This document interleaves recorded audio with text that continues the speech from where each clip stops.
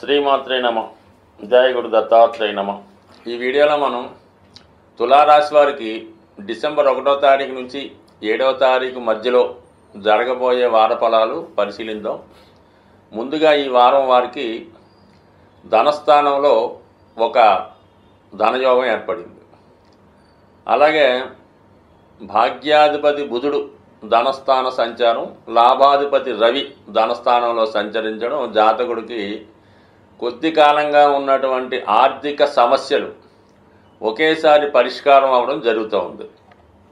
అంటే మీరు గతంలో చేసినటువంటి అన్ని ప్రయత్నాలు ఒకేసారి ఫలించి మీ యొక్క సమస్యలు పరిష్కారం అయ్యే అవకాశం ఉంది. అది ఆర్థిక సమస్యలు అవ్వచ్చు, కుటుంబ సమస్యలు అవ్వచ్చు, వ్యక్తిగతంగా అభివృద్ధి కొరకు చేసే ప్రయత్నాలు కూడా అవ్వచ్చు. అంటే రవి ధనస్థానంలోకి వచ్చినప్పుడు ప్రభుత్వ పథకాలు మీకు అనుకూలంగా రావడం జరుగుతుంది. ప్రభుత్వ అధికారులు మీకు సహకరిస్తారు. కుటుంబంలో ఉన్నటువంటి సమస్యలు మీ యొక్క పెద్దవారి ద్వారా, అంటే తండ్రి గారు, తండ్రి తరపు బంధువుల ద్వారా మీ కుటుంబ సమస్యల్ని పరిష్కరించుకుంటారు. అలాగే కుటుంబంలో ఒకరికి ఏదైనా ప్రభుత్వ పదవి కానీ ఉద్యోగం కానీ రావడం వల్ల కొన్ని ఆర్థిక సమస్యలు నుంచి బయటపడతారు.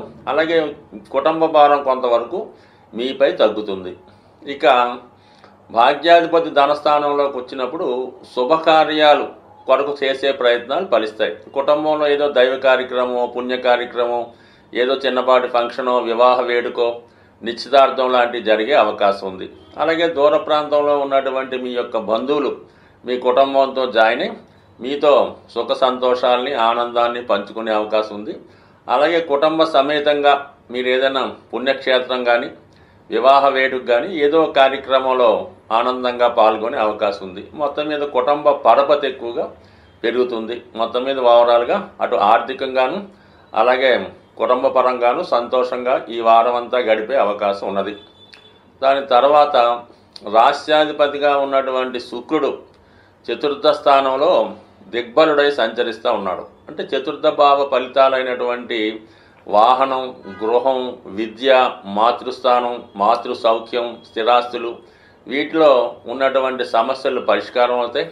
అలాగే మీ కుటుంబంలో ఉన్నటువంటి స్త్రీలకి వివాహం జరగడం కానీ, ఒక గౌరవప్రదమైన హోదా రావడం కానీ జరిగే అవకాశం ఉంది. జాతకుడు కూడా చాలా ప్రశాంతంగా, సంతోషంగా, ఆనందంగా గడిపే అవకాశం ఎక్కువగా ఉంది. గృహాన్ని అందంగా అలంకరించడం కానీ, గృహాన్ని ఏదైనా ఆధునీకరించి పెయింట్ చేయడం, అలాంటి కార్యక్రమాలు చేయడం, ఏదైనా కొత్త వాహనాన్ని స్వీకరించడం, ఏదైనా తులారాశి వారు చిన్న ఫంక్షన్కైనా ఎక్కువ ధనం ఖర్చు పెడతా ఉంటారు.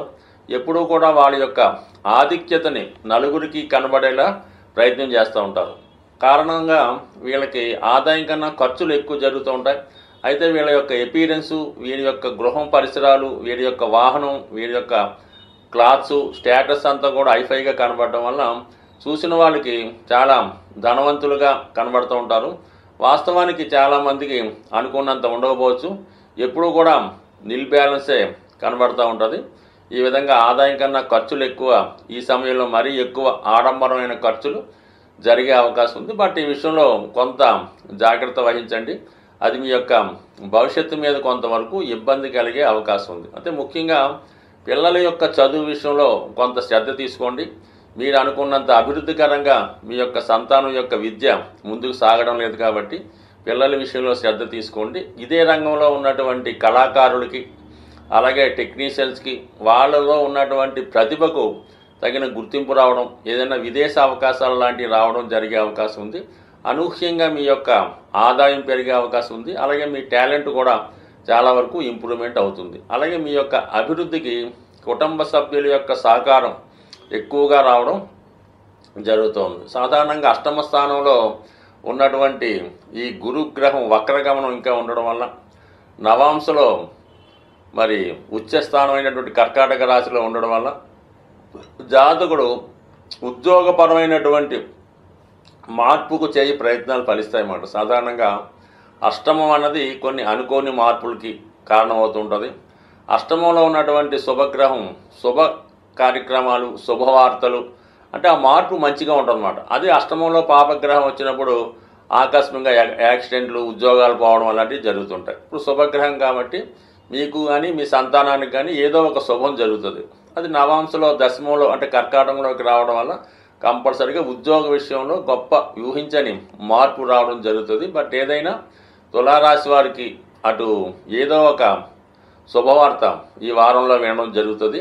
అయితే అనవసర ఖర్చులు ఎక్కువగా జరిగే అవకాశం ఉంది. అలాగే మీరు ఏదో ఒక ఇతరులను ఒక ఫ్రాడ్నో ఒక మరి ఏదన్నా ఒక అనవసర ఖర్చుల్లో కొంతవరకు మనీ బ్లాక్ అయ్యే అవకాశం ఉంది. కాబట్టి సాధ్యపడినంత వరకు ఎవరిని పడితే వారిని నమ్మి ఈ కొనుగోలు అమ్మకాల విషయంలో జాగ్రత్త వహించకపోతే చాలా వరకు ధన నష్టం జరిగే అవకాశం కూడా ఉన్నది. ఈ వారంలో మరి సుబ్రహ్మణ్య షష్ఠి రాబోతుంది. డిసెంబరు 7వ తారీఖున సుబ్రహ్మణ్య షష్ఠి, అలాగే 6వ తారీఖున నాగ పంచమి రావడం జరుగుతూ ఉంటుంది. ఈ రెండు కూడా ఎవరి జన్మ జాతకంలో సర్పదోషం లాంటిది ఉంటుందో వాళ్ళు దాని పరిహార నిమిత్తం ఈ 2 రోజులు కూడా విధి విధానంగా సుబ్రహ్మణ్య స్వామిని ఆరాధించడం వల్ల వారి జాతకంలో ఉన్నటువంటి సర్పదోషం పరిహారం అయ్యే అవకాశం ఉన్నది. అంటే అసలు సర్పదోషం ఏ విధంగా ఉంటుంది, దానివల్ల ఏ విధమైనటువంటి ఫలితం వస్తుంది అని గమనిస్తే జాతకంలో కేంద్రాల్లో పాపగ్రహాలున్నా, పంచమ స్థానంలో కుజుడు, శని, రాహు, కేతువు లాంటి గ్రహాలున్నా, వృశ్చిక రాశిలో ఇటువంటి పాపగ్రహాలున్నా, అలాగే శుభగ్రహాలైనటువంటి గురువు, శుక్రుడు, రాహుకేతువులతో కలిసిన ఈ విధమైనటువంటి సర్పదోషం అన్నది ఏర్పడడం జరుగుతూ ఉంటుంది. అలాగే కుజుడు బలహీనపడి ఉన్న, నీచ స్థితిలో ఉన్న, రాహుతో కలిసినా కూడా అంటే ఏదో విధంగా అంటే ప్రతి జాతకంలో కుజదోషం ఉన్నట్టు ప్రతి జాతకంలో కూడా ఏదో ఒక సర్పదోషం అన్నది కనబడడం జరుగుతూ ఉంటుంది. అంటే ఈ సర్పదోషం ఎందుకు ఏర్పడుతుందంటే తెలుసో తెలియకో సర్పాలకి ఇబ్బంది కలగడం వలన ఈ దోషం రావడం జరుగుతుంది. ఇది 7 తరాలుగా జాతకుడిని బాధించే అవకాశం ఉంది. అంటే మీ పూర్వీకులు 7 తరాలుగా అటు ఇటు వాళ్ళు ఏ దోషం చేసినా అది కుటుంబంలో అందరికీ రావాలనే ఏం లేదు, ఎవరో ఒకరికి రావచ్చు. మళ్ళా అది ఎక్కువగా ఈ సర్పదోషం మరి పిల్లలు కలగడంలో ఆలస్యం అవుతుంటుంది. ఎవరి జాతకంలో ఈ సర్పదోషం ఉన్నా వాళ్ళకి ఏమవుతుందంటే సంతానం లేటుగా పుట్టడం, పుట్టినవారు చాలా బలహీనంగా ఉండడం, ఆరోగ్యకరంగా లేకపోవడం, విద్య రాకపోవడం, ఏదో ఒక రోగం వస్తూ ఉంటుంది. అలాగే ఏంటంటే జాతకుడు చెడు వ్యసనాలకి లోనవుతూ ఉంటాడు. తల్లిదండ్రులను హింసించడం, ఇంట్లో డబ్బులు పట్టిపోయి ఖర్చు పెట్టడం, తాగుడు లాంటి కార్యక్రమాలు చేపట్టడం, పగలంతా నిద్రపోయి రాత్రులంతా మేల్కొని వివిధ ప్రాంతాల్లో సంచరించడం, ఇవన్నీ కూడా జాతకుడి యొక్క సర్పదోషానికి కారణమవుతూ ఉంటాయి. ప్రస్తుతం రుణ బాధలు ప్రతి జాతకుడికి కూడా అంటే ఎవరైతే ప్రస్తుతం రుణ బాధలతో ఇబ్బంది పడుతున్నారో, అంటే రుణ బాధలు అంటే ఏదో ఇల్లు కట్టుకొని హౌసింగ్ లోన్ తెచ్చామండి, కారు కొనుక్కొని హౌసింగ్ లోను, అమ్మాయికి పెళ్లి అది రుణ బాధలు కాదండి. మీరు ఏదన్నా వ్యసనానికి లోనై ఏదో పేకాట డబ్బులు పోగొట్టుకోనో, ఆన్లైన్లో డబ్బులు పోగొట్టుకోనో, ఉద్యోగంలో డబ్బులు వాడేసి యజమాని డబ్బులు వాడేసి అది బాకీపడడం అన్నది రుణం తప్ప మన బాధ్యత కోసం పిల్లల్ని చదివించడానికి, తల్లిదండ్రులను వైద్యం చేయడానికి అప్పు చేయడం అంటే ఆ అప్పుల బాధలు మీకు నష్టం లేదు, దానివల్ల మీకు పెద్దగా ఇబ్బంది ఉండదు. ఈ విధంగా మీరు వ్యసనానికి లోనై స్త్రీలకి డబ్బు వ్యసనం పెట్టడం, పేకాట ఆడడం వల్ల చాలామంది అప్పుల పాలు అవుతుంటారు. అది అప్పుల పాలు అవటం వాళ్ళు ఎక్కువ ఇబ్బంది పడుతుంటారు.